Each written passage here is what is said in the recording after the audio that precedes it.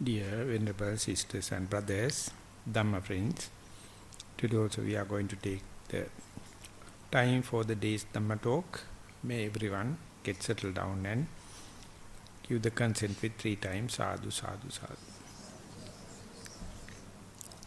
Namo tasse bhagavato arahato samma sambuddhasse.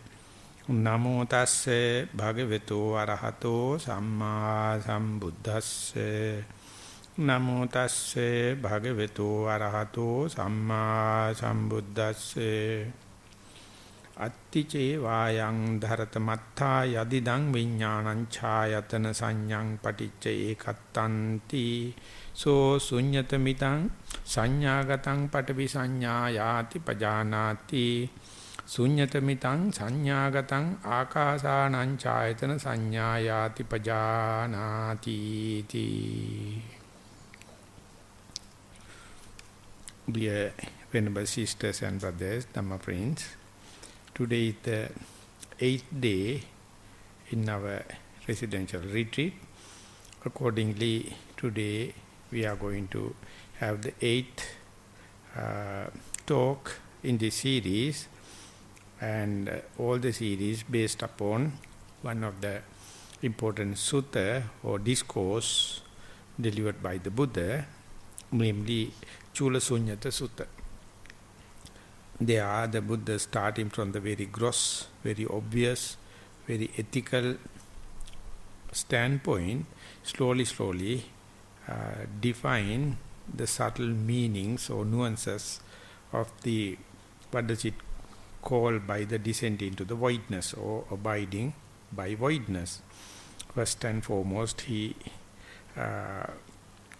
indicate the worldly affairs and the village affairs or household life. That is called kama guna. That is properties related to sensuous pleasure. And once that is renounced, you are going into a forest or suitable atmosphere, something like under a tree or a solitude place. And then try to focus upon the materiality as a pivotal point, and more you go into, whenever you are trying to keep your stream of consciousness confined to the corporeality, not that the material regarding the senses disturb you, but the perception regarding the material concern the sensuous pleasure come and disturb in terms of fantasizing, daydreaming, wandering mind, past and the future. That is what you experience whenever you come and sit on your cushion.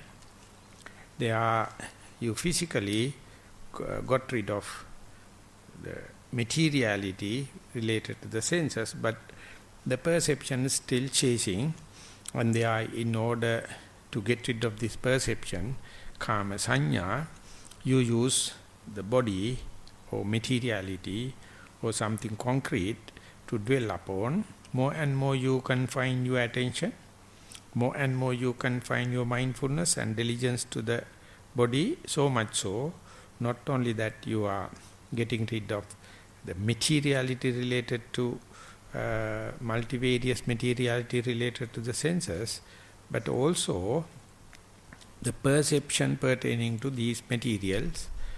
So that is how you appreciate dwelling upon this materiality, that is called the body or corporeality.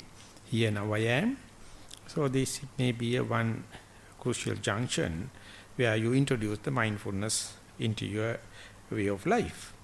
And when and where you try to keep this mindfulness in consistency or continuity, you may see this body, the my body, so-called my body, is consists of 4 elements, and internally there are a lot of facets, a lot of modes, a lot of manifestations of these elements, and at a time one is prominent and others are being suppressed by this very prominent element, And they are patiently, if you observe, you may be skillful to delimit or isolate what is the prominent in the given time. In general understanding, the common sense, in the sitting, you may see these expansion, contraction, stiffness, tension movements like the air element, and walking also sometimes the same, or maybe more earth element, hardness, softness, lightness, heaviness, smoothness, roughness, like elements. Whatever may be, when and where you isolate, delimit, separate the particular element prominent and conspicuous at the given time, now you know your worries and distractions and disturbances are not all over the body or complete body, but instead it is reduced to 1/4 of the elements, and that verily you know this is the element now I am dwelling upon. And if at all any distractions or frustration or anything, now it is confined to that particular element which is face to face with me. And when that element you accept, you appreciate, you plunge into, you get more and more undistorted with that element, you are bound to see the chronological changes in that pinpointed element or delimited element, and more it is undergoing this evolution, undergoing these changes, as and when the mind become calm, the object, or for the moment we can say the particular element, at the beginning appear like a very consolidated unit, or showing its own unique personal characteristic, individual characteristics. But more and more you to observe chronologically or undisturbed through, then when it is changing, you are bound to see cracks, you are bound to see gaps, bound to see black holes, rather than a concrete, consistent plate or just like a wall. You see a lot of cracks, lot of black holes, lot of gaps, and that means slowly you are seeing through, just like a laser beam hit into a matter. It breaks into the individual parts, and through the cracks it is go deep and disintegrate the thing into atomic, subatomic levels. So exactly when it is happening, elements at the beginning you see as a consistent, complete, unit-like, but more and more you observe, you may doubt your own early observations with the chronologically advanced observations. Everything appear very fragile, everything appear very see-through and very subtle, very volatile. That means slowly you are familiarizing the boundless space. Earlier it was solid, no much of involvement or any connection with the space. So that is what the immature kind of mindfulness. More and more you keep on mindfulness with the open heart, open-minded, then you can accommodate when and where you see the gaps, cracks, or black holes, or between space, and more you go there, you are bound to see the space. That means your substance for distraction, the substance for the tension, slowly becoming less and less. So when it is happening, still you know, instead of the object, instead of the element that you have selected, now you see through it, and now you are more and more confined to this boundless space.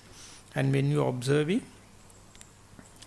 that what you have got rid of and what is available, and this comparison through your inferential knowledge, become manifested due to your seasoning, due to your repetitive application and seniority or experience. More and more you go there, you will understand, as far as I keep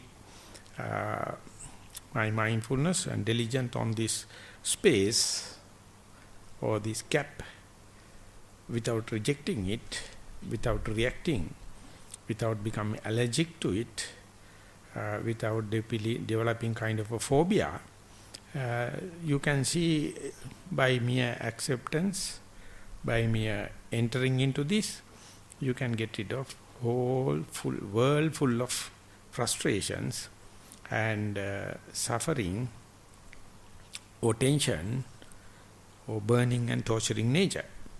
But even then, observation, very observation of this space, boundless space itself is not welcoming. It is very boring, it's monotonous, and feel like lost, uncertain, and therefore still there is a distraction. Still there is a kind of a friction. So, but your inferential knowledge must back it up, telling this is something bearable, this is something handleable, I can handle it, but by appreciating, by dwelling upon it, by abiding by it, I can get rid of so much of gross, enormous amount of frustration. That is how you familiarize, that is how you understand entering into this or descending into this voidness. Slowly, now you are familiarizing this boundless space.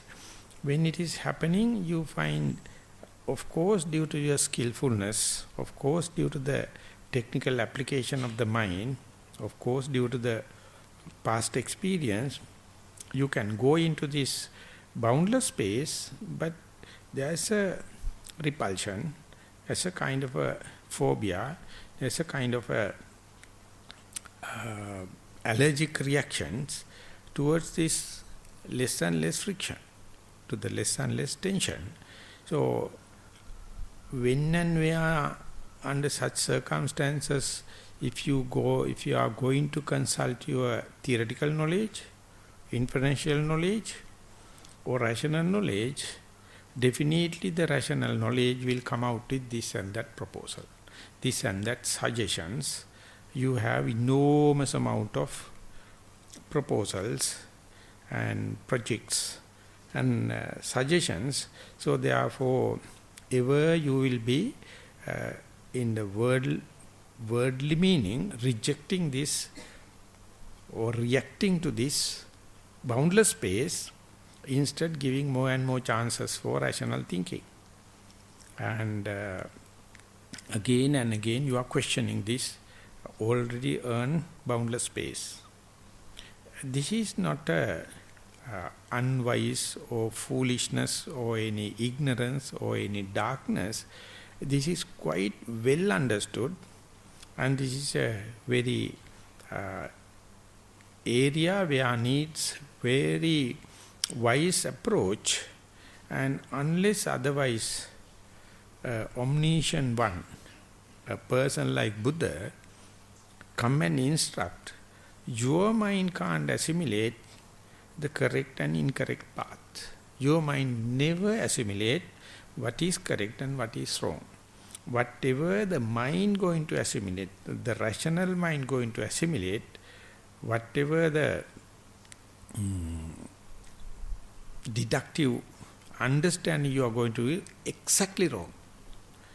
So instead to advance forward or to carry this lamp forward, the Buddha says, now you must be ready to understand the role of this magician, so-called consciousness. The consciousness feel more and more uneasy when it finds its footing is becoming volatile.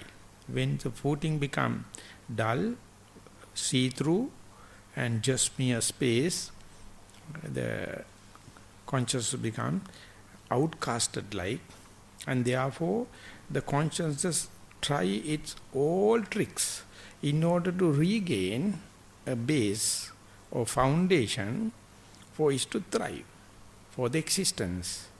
But if your main aim is to get rid of this existence, to get rid of this death and the rebirth and this perpetual cycle, here you have to have that kind of common understanding about the suffering nature in the birth and death, suffering nature of the old age and sickness, suffering nature of departure from the beloved one, and the suffering nature due to association with the unwanted people, and the maintenance of these 5 aggregates, all must be backing. And together with this sense, this common sense and the understanding, the Buddha, he out of his first-hand experience, he says, even though you earn this boundless space, you cannot entertain it, you cannot take the advantage of it, because kind of a nauseatic feeling, kind of a allergic reaction, kind of a reaction is happening, and you can't attribute to that to the omnipotent, omnipresent God. Or you can't claim this is myself because you came here, observe precepts, and gave up of the luxuries at your back at home in order to get rid of this existential suffering. Therefore, what is this reaction? How that happens? How it come into being? You can't say it is without any cause and effect. You can't find that I myself is reacting it. You can't. It is unfair to say it is omnipotent, omnipresent God, unseen, is doing. So therefore the Buddha, he suggests, now the consciousness is the 5th aggregate. After losing the grip at the materiality, after losing the grip at the feelings, and as and when the grip at the perception reduces, now sankhara and vijnana, or the volitional activities, the will or conscious decisions and the very consciousness, try their best to gain the ground, to get the establishment, get count of a foundation. So therefore, if you wish to continue this freedom further toward the sankhara and vijnana, not only that you must understand its face value, they have their perverted values, they have their perverted roles.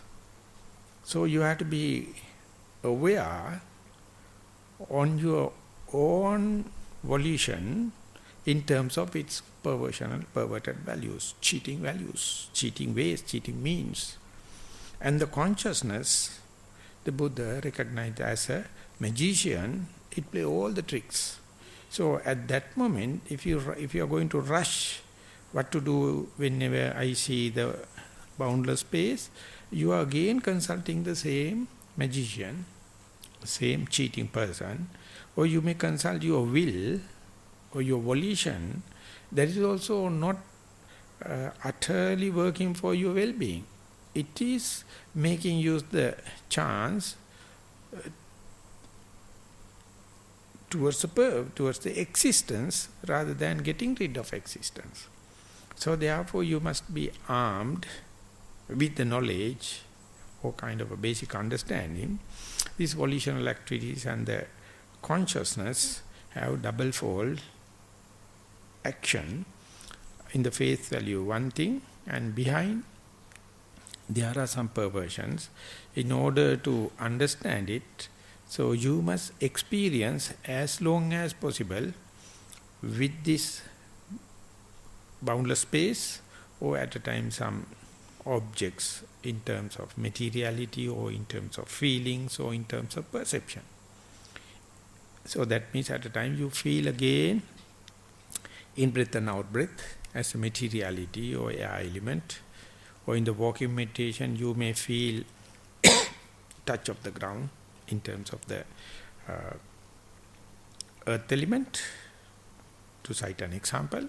And while it is observing, you may feel the feelings, sometimes good, sometimes bad, and some perception to recognize and label and take it an object at a time. It is difficult to put a label, so transient.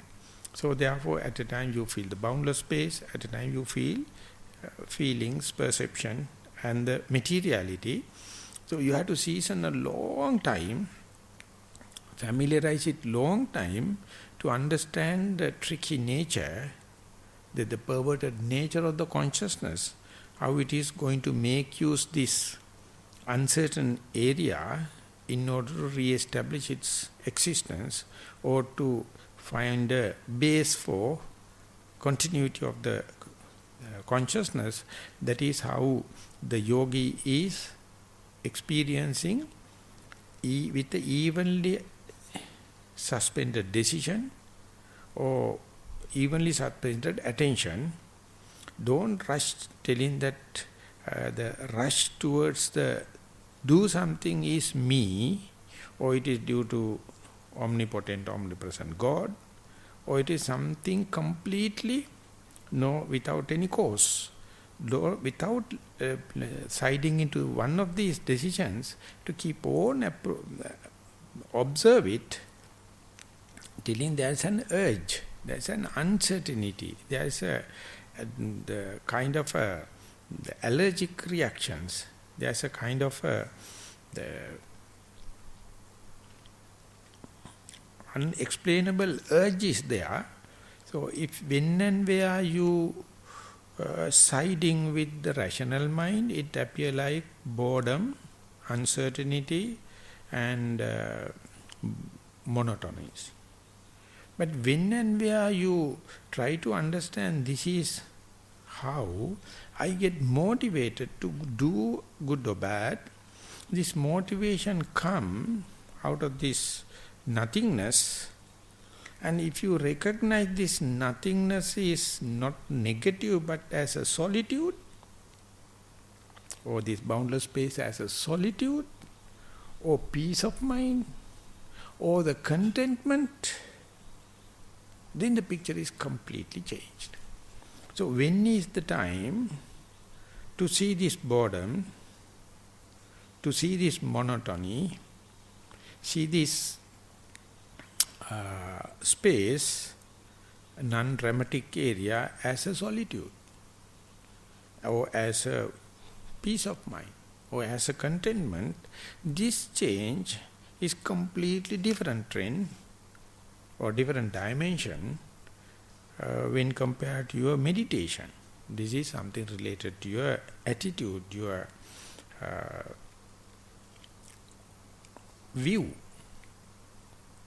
So both of them has to come in such a coincidence. Then only you will understand when and where you recognize this void or boundless space as a solitude or ideal solitude or peace or contentment. You may really recollect there had been 1001 times in your normal life this came and became prominent and obvious. You try your very best to get rid of that. And now only you are going to give a different name, different value and different perspective or radical reflection. That very thrown away dirt, so-called boredom or so-called monotony or this tastelessness, uncertainty, indicate you are utterly in a solitude. You are utterly in a full peace, utterly in a full contentment. So this is the transfer, this is the changing of your likings and disliking, changing of your personality traits and changing of your attitudes changing of your habits, now undergoing a huge revolution, or rather evolution, or metamorphosis. And then who is the experiencer? Who is doing this? Is it a pure coincidence without cause and effect? Or is it due to omnipotent, omnipresent God has given you a blessing? Or do you think that I manipulated and I manifested it? No, nothing can explain it. But this very experience, you verily under your nose, you can experience it. Once that is happened, you are no more the same person. So far you try escapism from this boredom. You tried your escapism from this monotony, telling that you become lowly, unspirited, and therefore you wanted to keep the mind occupied some or the other. We call hobbies, we call ambitions, we call determinations, we call will. All kind of things we consider as a very productive, very familiar and internal friends like. And when you are coming to the new perspective, you find each and every will is evil. Each and every determination is killing you. Each and every projection is nothing but creating more and more suffering. So therefore, just to be there, that is called just being, is the best. But not just being without moral training, restrainment, not just being without any concentration restrainment, not just being without any insight kind of a wisdom-based contemplation or restrainment, then this just being is just callous and the idling, passive. But now you know you have already earned this boundless space, and you experience under your very nose, my rational mind, my deductive mind, my common sense is rejecting it. So there's a huge urge. You cannot just be put up with this boundless space because of an urge. From where does that comes? So that is the point. The Buddha says, the vijnana, your consciousness, playing a role, whether you are conscious or not, whether you are doing it or not, it is happening under the carpet throughout. In order to make it prominent, you have to remove, please pay attention carefully, you have to remove all the willful actions, all the volitional actions, all the conscious action in terms of physical and verbal, and then restrain long time, just dwell in the forest, don't do any physical misdeeds, don't do any verbal misdeeds, and later try without doing any kind of a deed, physical and verbal, and just let the sitting posture to continue effortlessly.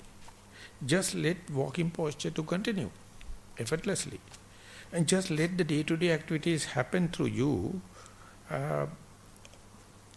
without much of a urge, without much of a tension, as a daily chorus. When it is happening, you can learn the art of not doing, but letting things to happen.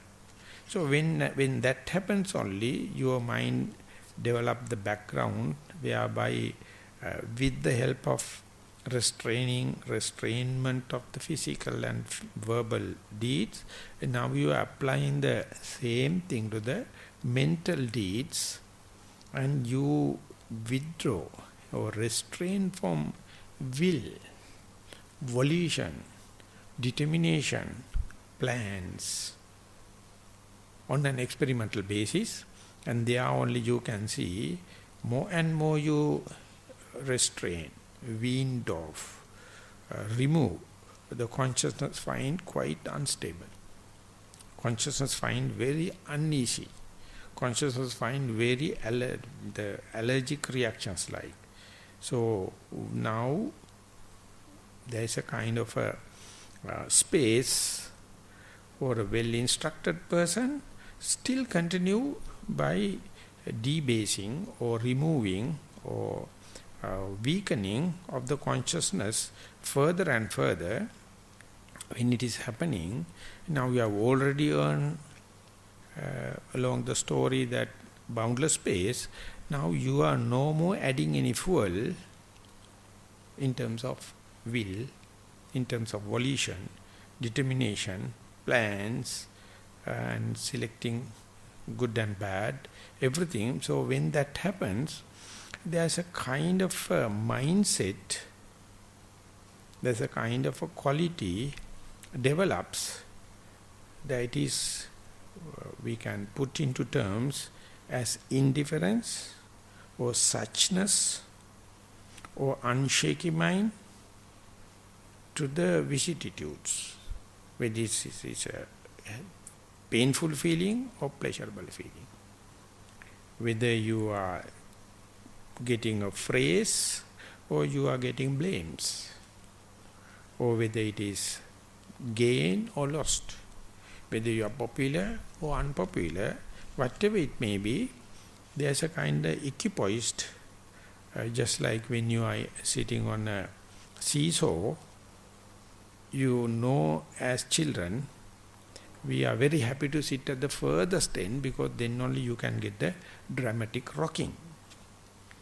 More and more you come to the center, of course the same rhythm happens, but the amplitude of the rocking will be reduced when you come just top of the pivotal point.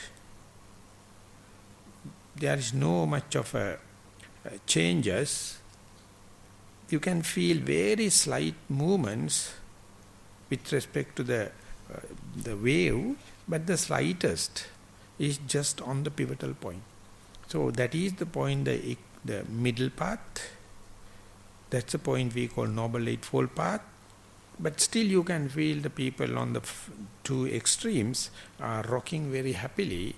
But you also feel the same wave, same rhythm, but with the least shocks. And there you understand, so far you were happy with the dramatic life, colorful life, and beautified life. All the kinds of each and every time what you do is you are entertaining more and more rocking.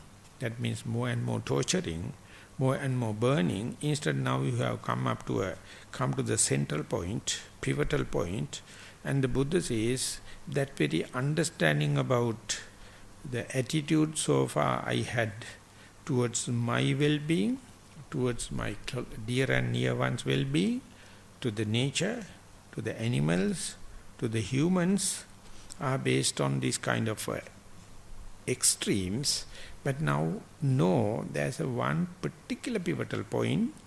Being there, you can understand what the others are doing, what I did. If I am not well restrain myself, what I am going to do in future plans. And this very understanding indicates enormous amount of ignorance so far I considered as the wisdom, the worldly knowledge.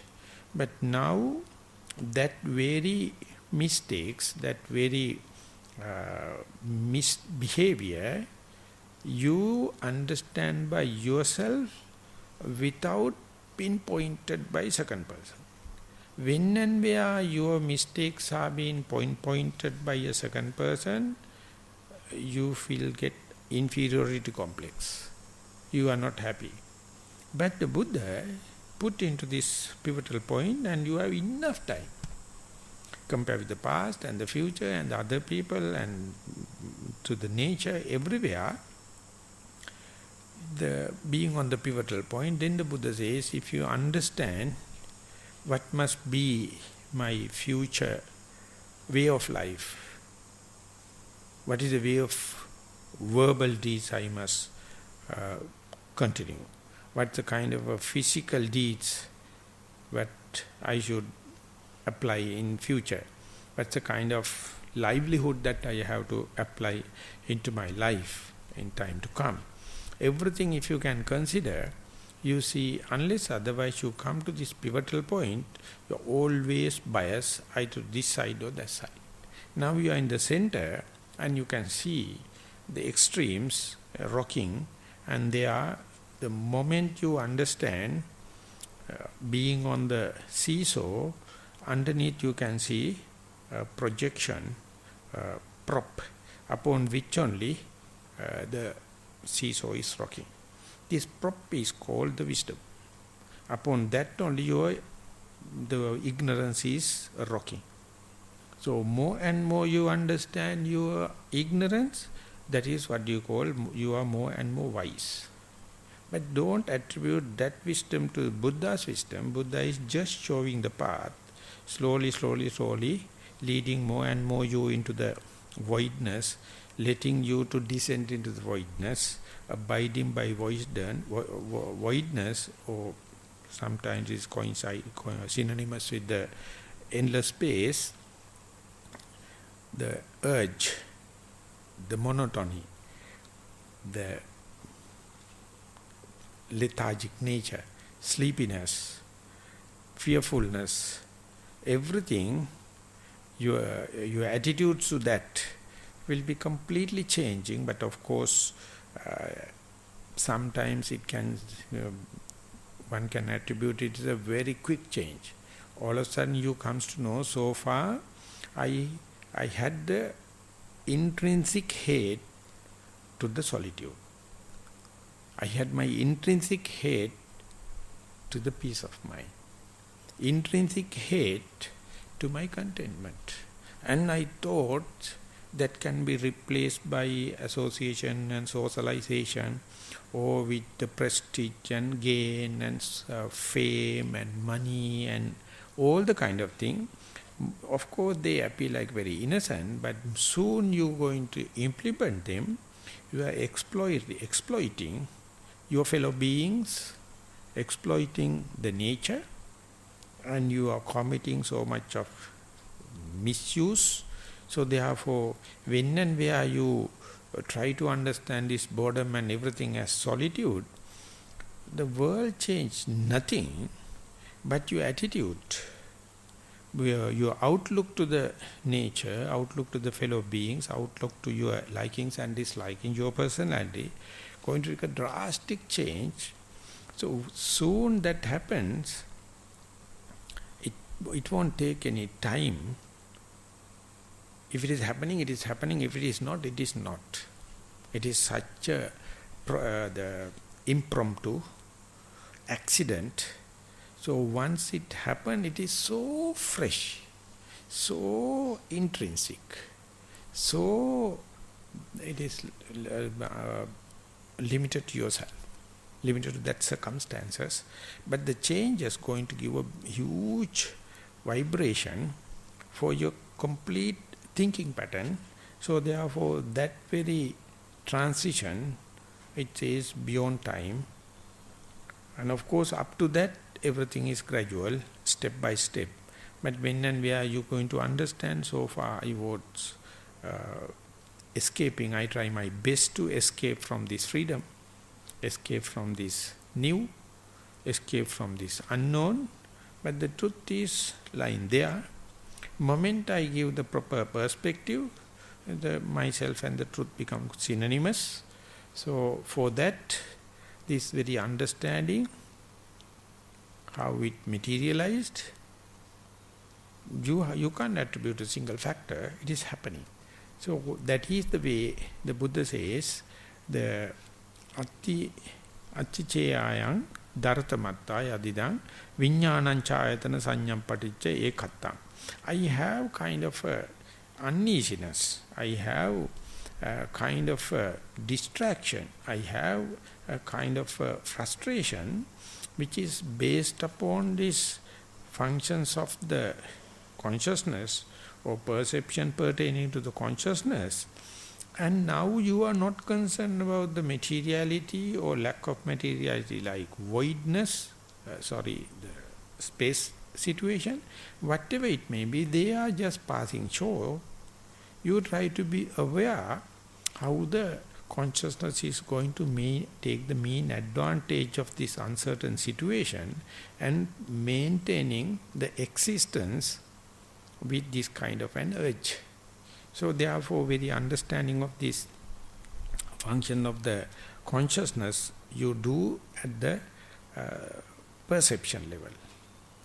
When and where you engage in redefining of your very boredom, redefining of your monotony, redefining of your lethargic or slimy nature, you understand as far as you are engaged in this, the worldly frustration regarding the household life never come and disturb you.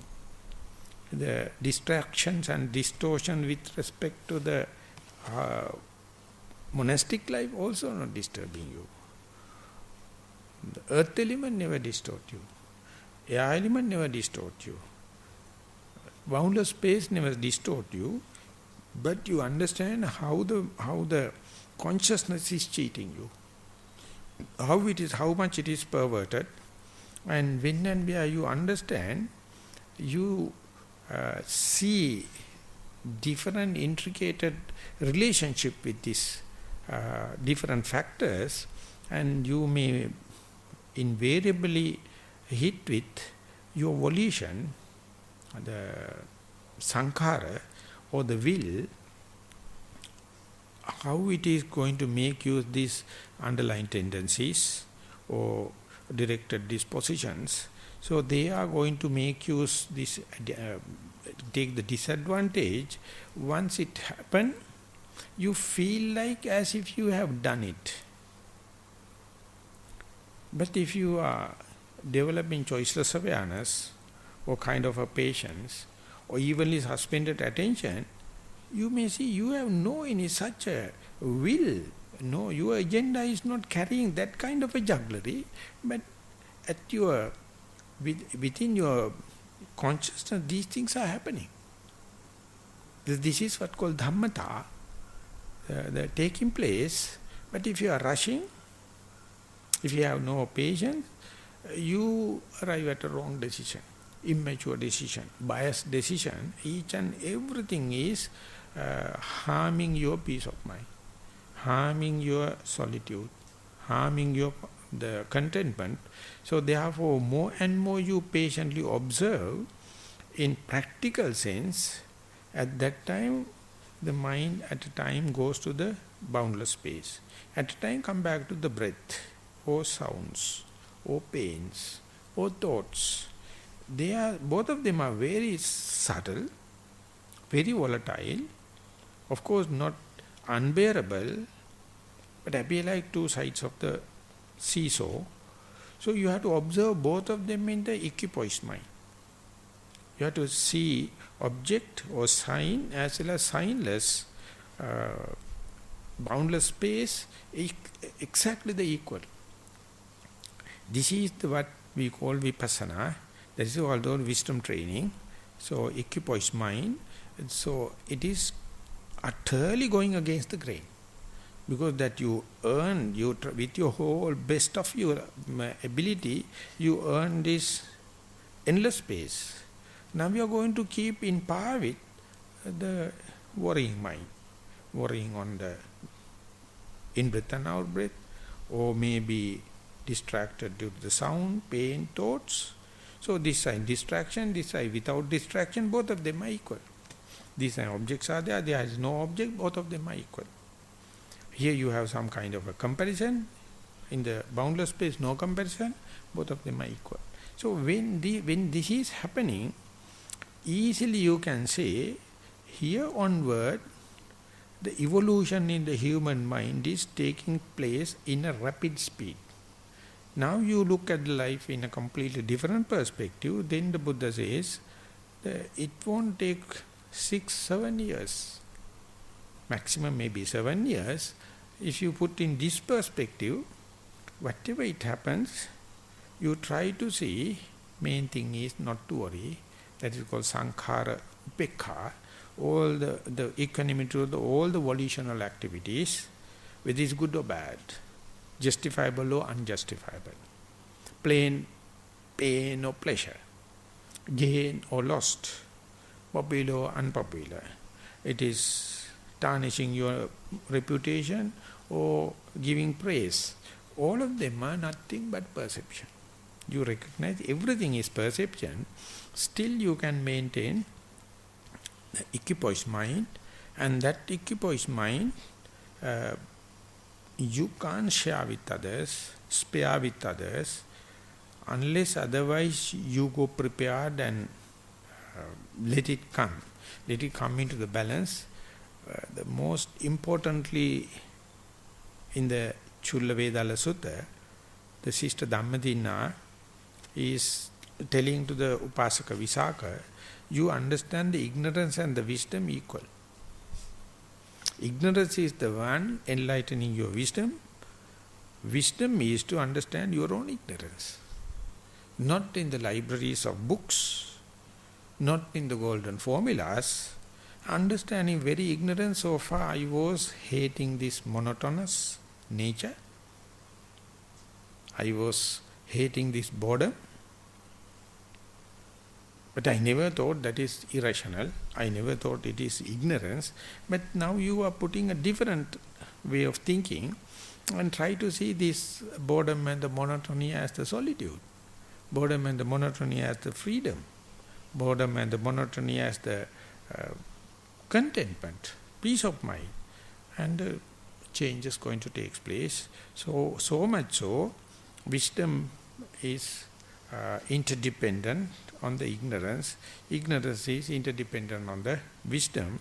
And therefore, you understand the magical power of this perception, and don't let the volition to take the mean advantage of this magical power and let you taken you for a ride.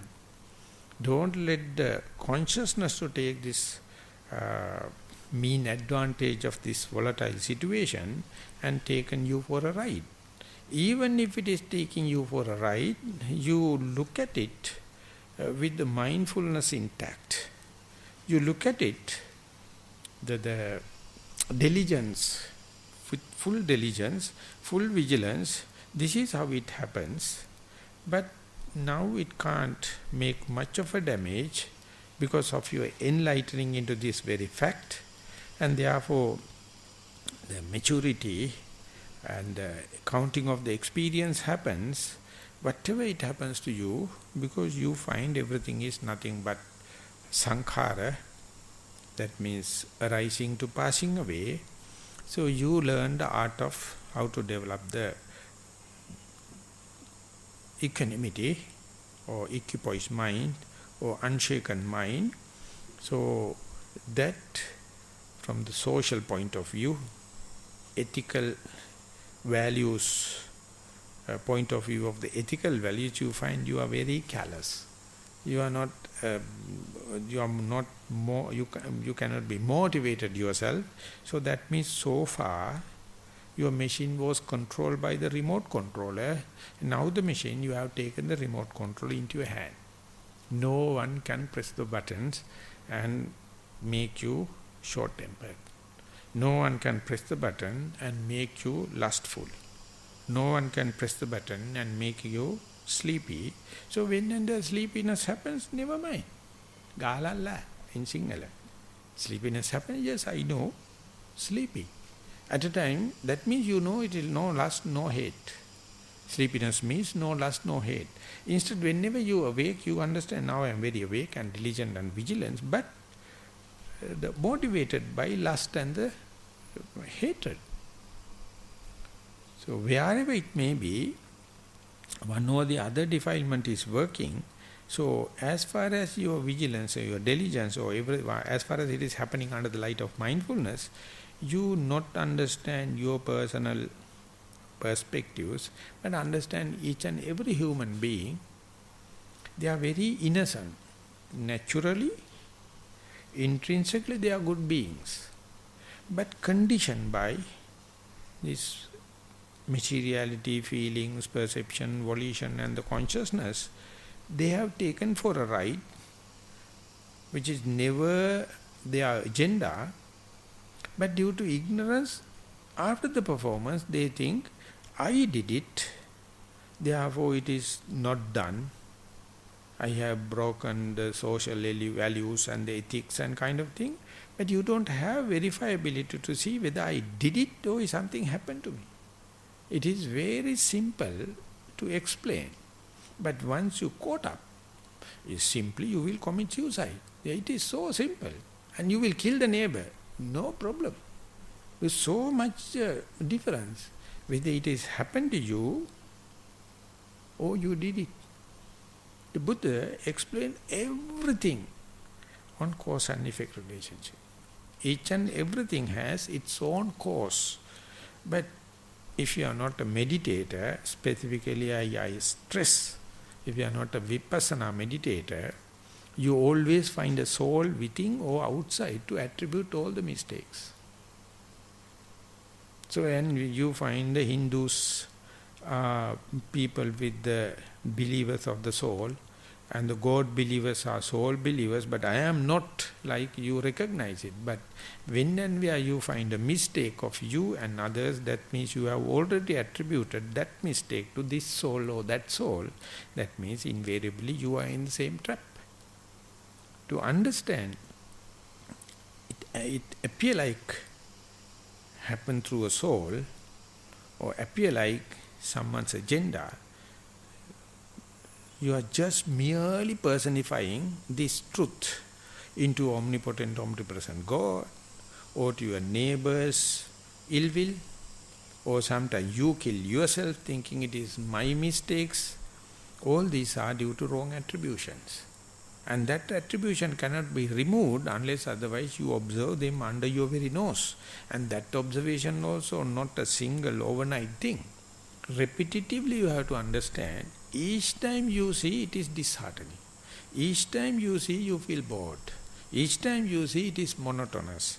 So any person continue this meditative career or vipassana trend amidst of so much of boredom, so much of monotony, so much of disheartening, the Buddha says is praiseworthy.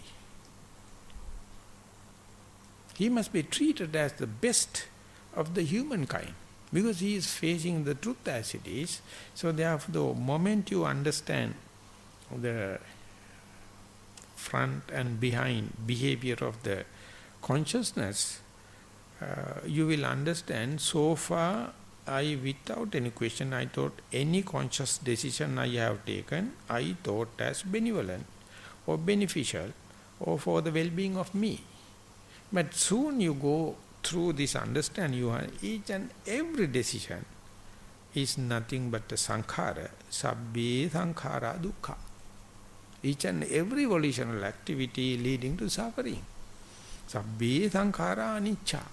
Whatever you claim this is my will, my volitional activity, my determination, when and where it is going to become changed, you are the very person suffering. So in the teaching of the Buddha, it says, I can't find any materiality, the lover of that materiality, or person who is taken delight of that materiality. When and where the materiality is changing, the person who has taken delight is destined to suffer. That is the nature of materiality. Whatever it is not falling into that category, I can't see it in my omniscient knowledge. Whatever you hold this as, this is me, that's the prime function of the consciousness. When and where that so-called thing is becoming otherwise, you have to suffer. Even you hold it or not, it is becoming otherwise. But only suffering comes from the lot that you have selected as mine. So, understanding that everything is undergoing this changing, but without knowing that if I am going to say this is my share, this is my liking, that very thing you selected also undergoing the changes. So ultimately you are the person suffering due to your claiming this as me. So in order to go through that, you have to do away with the materiality on a meditative technique, and you have to calm down as much as possible the feelings, and you have to understand the cheating nature of the perception, and then under such volatile situation you have to understand how the volitional activity is going to take the mean advantage of it, and to give a notion that it is permanent, there's a soul, everlasting, everything governed by, and ultimately you feel like that I am a superhuman. I am not like my parents, I am not like my neighbors, I am something special, and you try your best from the morning to evening to show others that you are something special. But others will look at telling that you are eccentric. You claim you as a superhuman or superman, but others know you must definitely you should go to asylum. That is the foolishness widespread in the society because of this function of the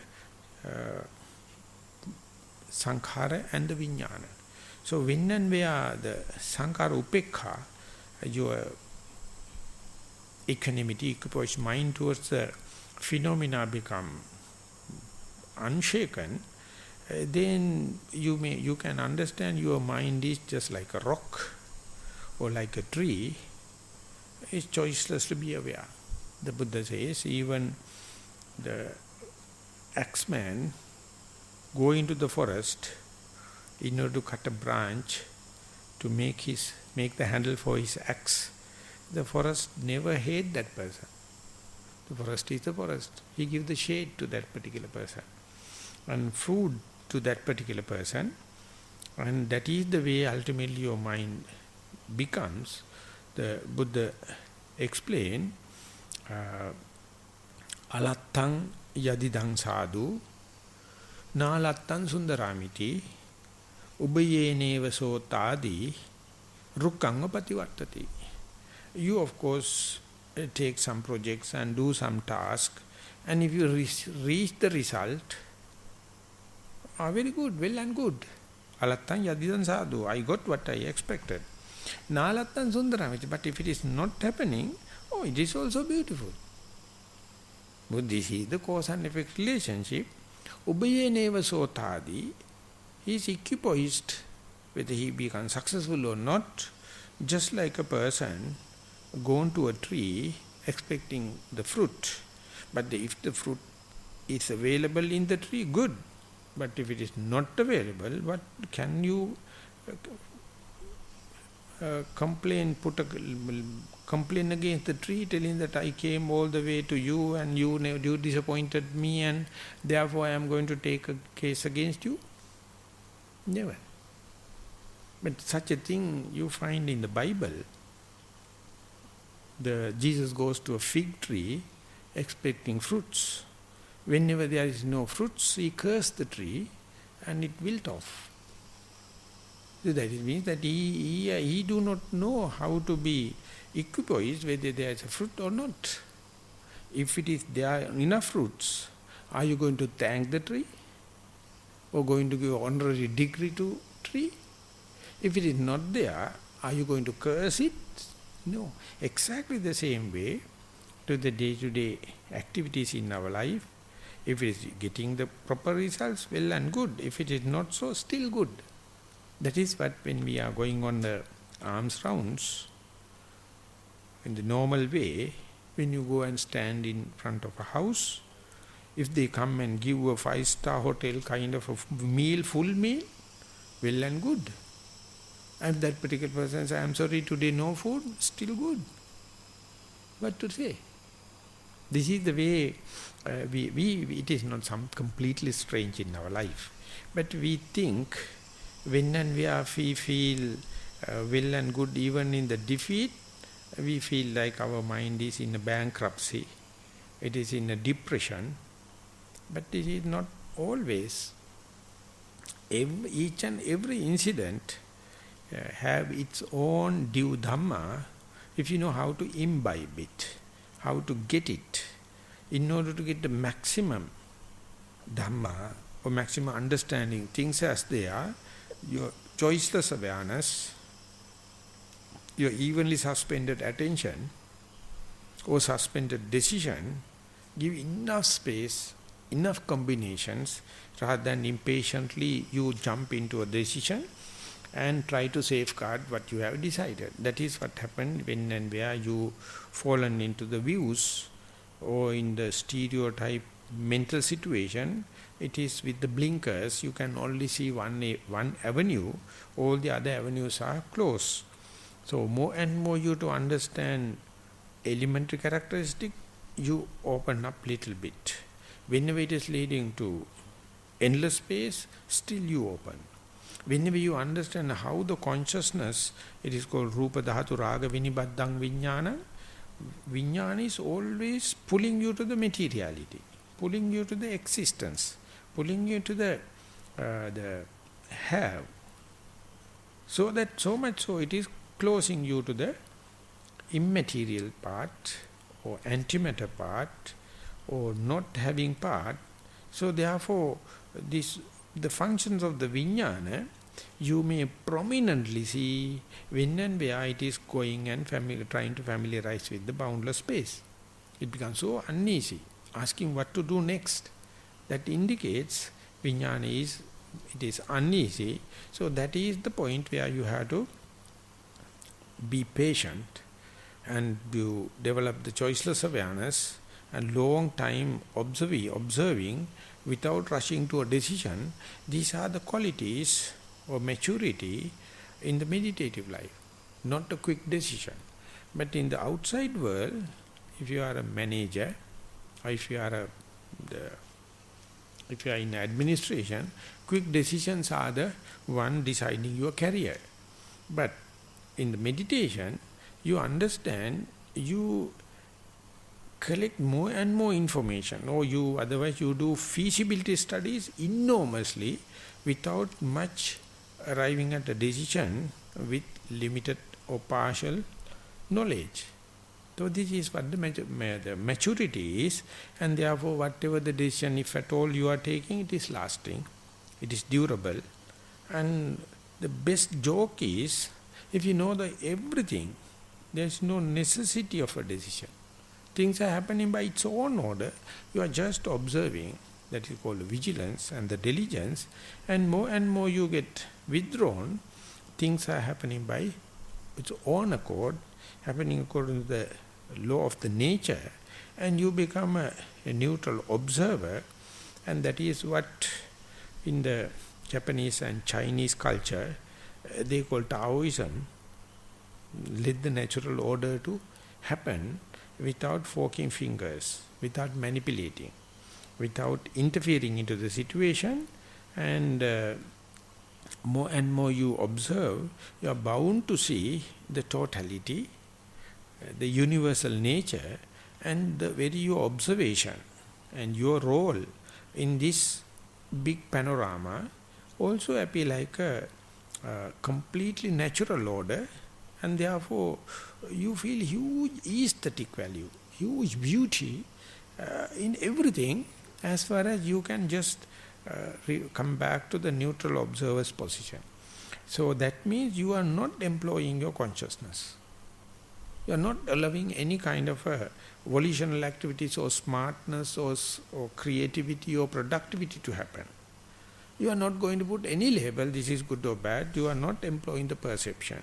You are not happy you are not always chasing behind the pleasure principle.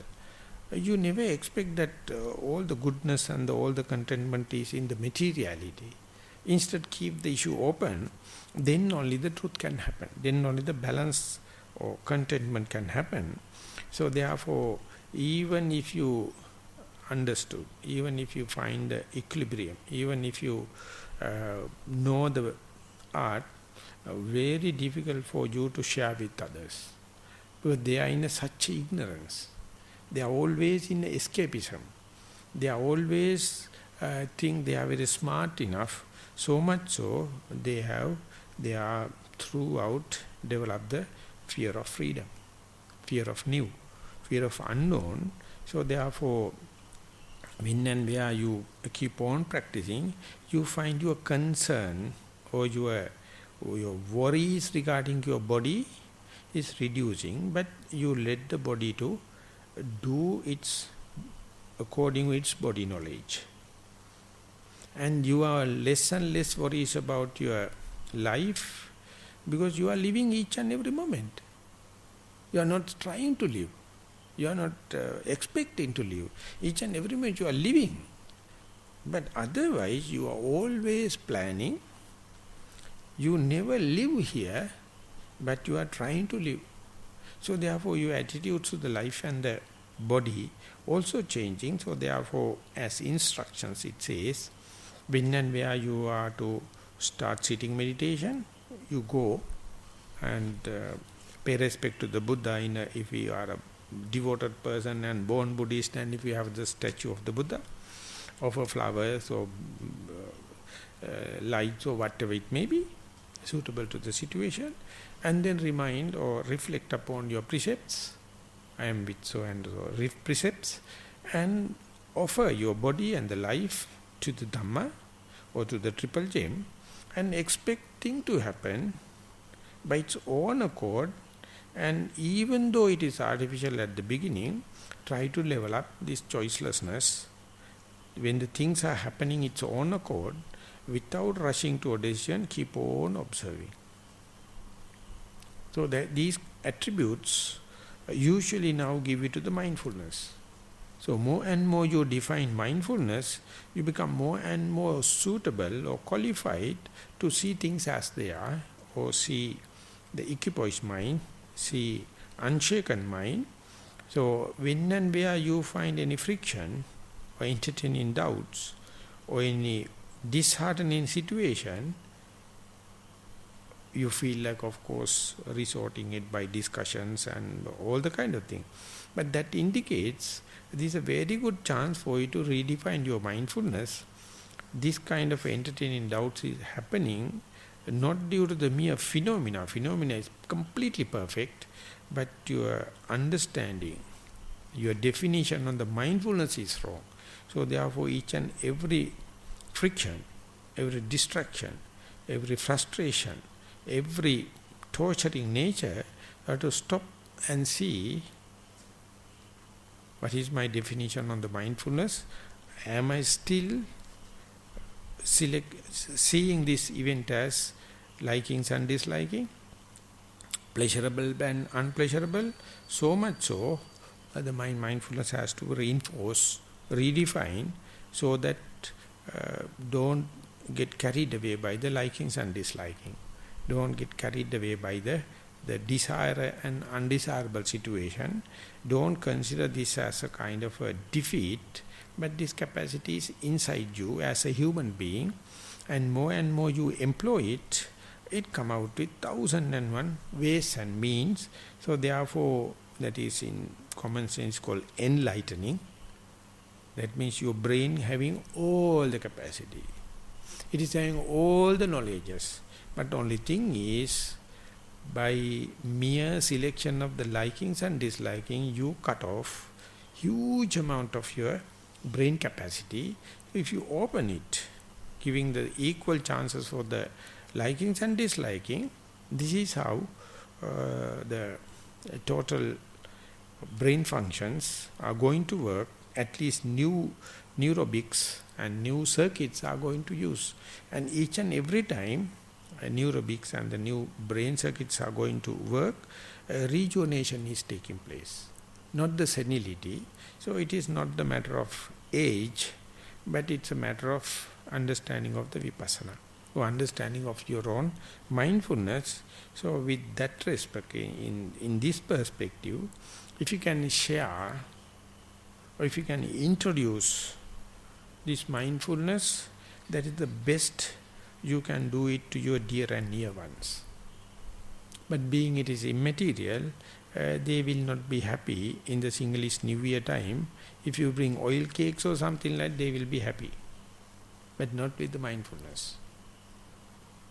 Therefore, we have to use the special techniques and share it with maybe skillful sermon or with a silent sermon, by developing this equipoise mind, by employing this and exemplifying this unshaken mind, and that is the most attractive thing. Otherwise, imagine with so much of difficulties how these 2600 years this message carried up to our age. So we have a huge responsibility, first and foremost, to define it and to put into practice, and not a missionary work, but let the other beings, those who wish their own well-being, give this shortcut or give this simple technique of be here and now and be mindful. Ultimately, it is leading towards this descending into the voidness, through this descending into the infinite space, slowly. So, therefore, our understanding and our progress is not limited to one soul or one particular person. Each understanding of each and every person is some kind of an achievement in the humankind. So, external people may complain, telling we are very selfish. We try to enlighten ourselves by separation from the household life and the challenges. But anyway, in depth, it is not limited to any particular person, any particular time, any particular space. So even though they do not understand, the yogi themselves has to understand.